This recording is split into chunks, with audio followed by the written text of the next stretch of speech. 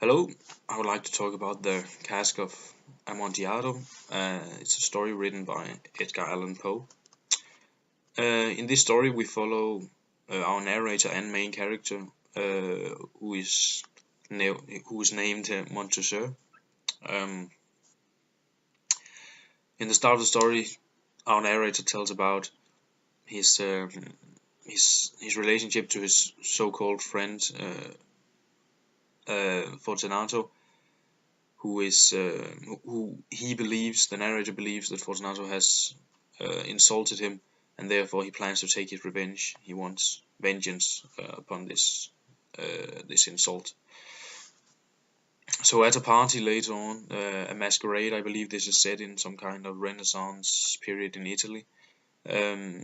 He convinces Fortunato, who is very drunk at this party, he convinces him that he has a pipe of Amontillado, a very special, expensive, rare wine, hidden in a cellar or in catacombs, and he convinces him to come and join it.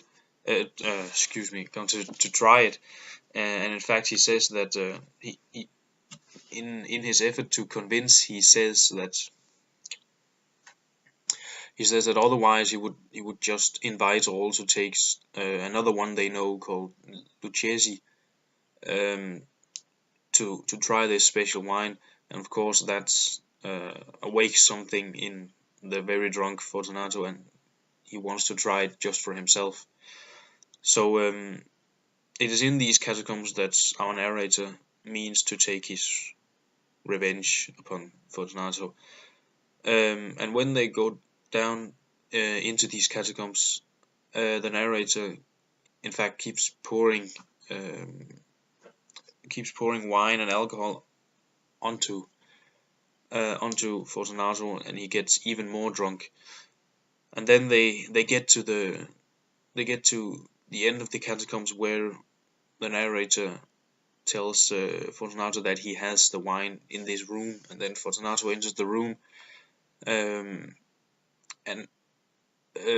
in his well, he is so drunk, Fortunato, he is not actually sure what is going on, and therefore the narrator exploits this moment and takes him and in fact chains him to the wall, so he's now stuck. While he's doing that,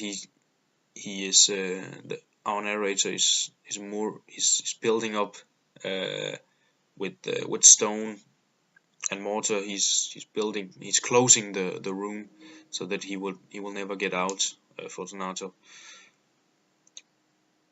And in the beginning, he doesn't even know, Fortunato, that he's been tricked. He's very drunk, but then he starts to sober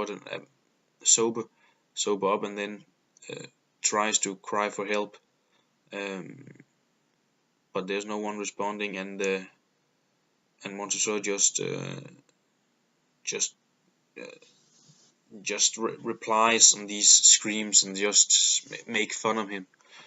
And then Fortunato, he actually tries to then laugh at it and try to convince the narrator to just let him go, and it's just some kind of joke between friends, but the narrator has no intention of letting him go.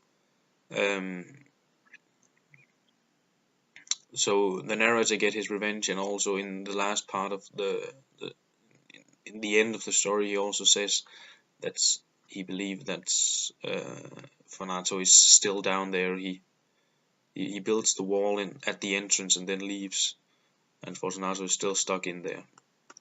And of course, he's down in some catacombs, so he will never be he will never be found, and therefore it was some kind of the perfect murder, if you can say so.